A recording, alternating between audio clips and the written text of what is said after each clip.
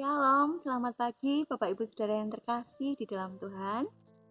Kita bersyukur kalau saat ini kita boleh kembali merenungkan firman Tuhan dalam renungan harian GP Grace Pangkal Pinang.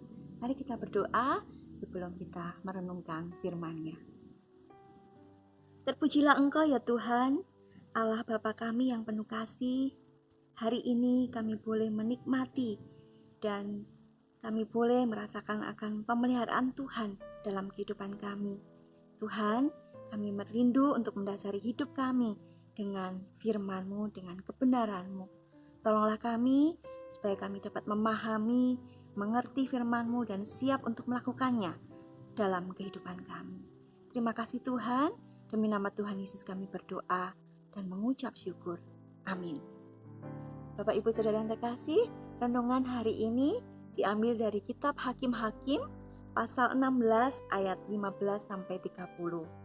Kita akan membaca beberapa ayat saja dari Hakim-Hakim pasal 16 ayat 15 sampai 18, kemudian disambung di ayat 20.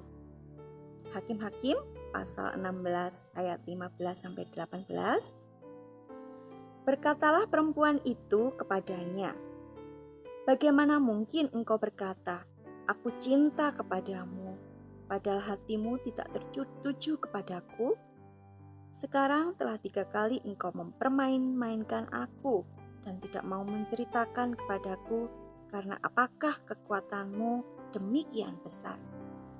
Lalu setelah perempuan itu berhari-hari merengek-rengek kepadanya dan terus mendesak-desak dia, ia tidak dapat lagi menahan hati, sehingga ia mau mati rasanya. Maka diceritakannya lah kepadanya segala isi hatinya.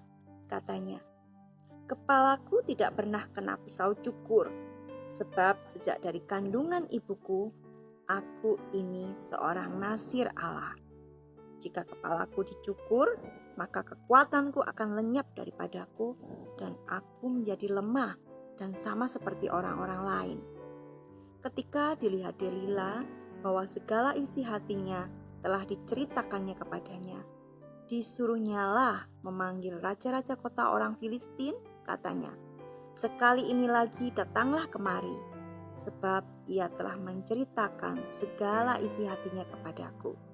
Lalu datanglah raja-raja kota orang Filistin itu kepadanya sambil membawa uang itu. Sambung di ayat 20. Lalu berserulah perempuan itu, "Orang Filistin menyergap engkau, Simson." Maka terjagalah ia tidurnya serta katanya, "Seperti yang sudah-sudah, aku akan bebas dan akan meronta lepas."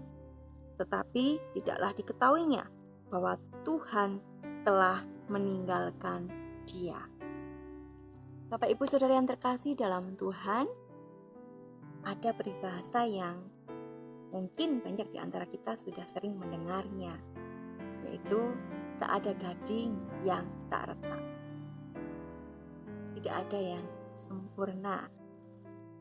Nah, Bapak Ibu yang terkasih, sebagai manusia yang tidak sempurna, kita tidak luput dari namanya kesalahan. Salah baik dalam berkata-kata, dalam berpikir, dalam bertindak. Dan salah juga dalam mengambil keputusan dan kesalahan-kesalahan yang lain yang bisa saja kita lakukan. Nah, Simson adalah salah satu tokoh Alkitab yang pernah melakukan kesalahan saat mengambil sebuah keputusan. Dia memilih untuk membuka rahasia kenasirannya kepada Delila, wanita yang dicintainya.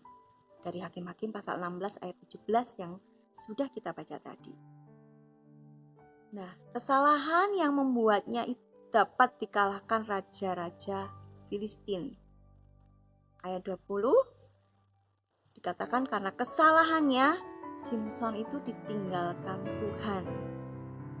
Simson mengabaikan penyertaan Tuhan dalam dirinya.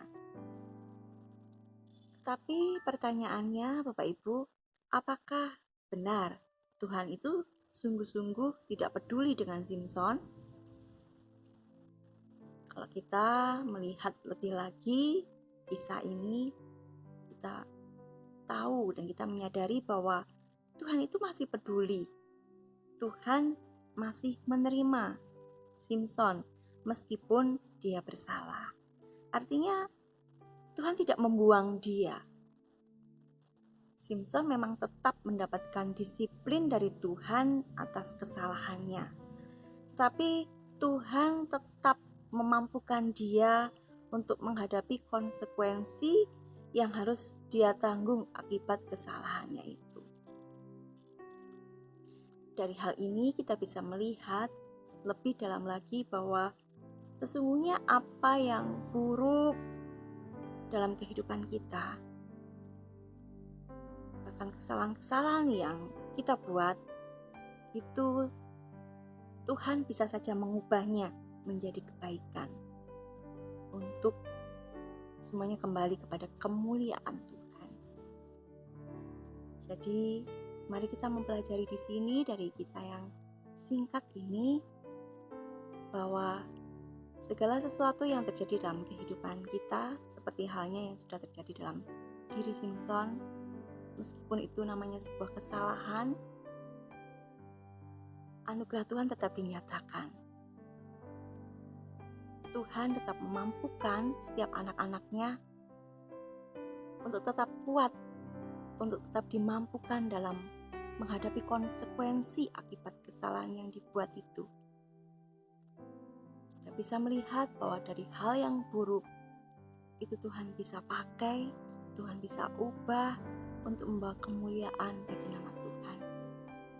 Dan kita pun bisa menyaksikan kebaikan Tuhan di balik setiap kesalahan-kesalahan yang kita buat. Kiranya hal ini tidak membuat kita menjadi putus asa, tidak berhenti hanya menyesal perbuatan-perbuatan kesalahan dalam pengambilan keputusan atau kesalahan apapun yang kita lakukan di hadapan Tuhan, tetapi membawa diri kita lebih dalam lagi untuk melihat rencana Tuhan, bahwa apa yang buruk, apa yang tidak baik itu Tuhan bisa pakai untuk kita memuliakan Dia, untuk kita bisa mencari terus kehendak Tuhan dalam kehidupan kita. Amin. Tuhan Yesus memberkati.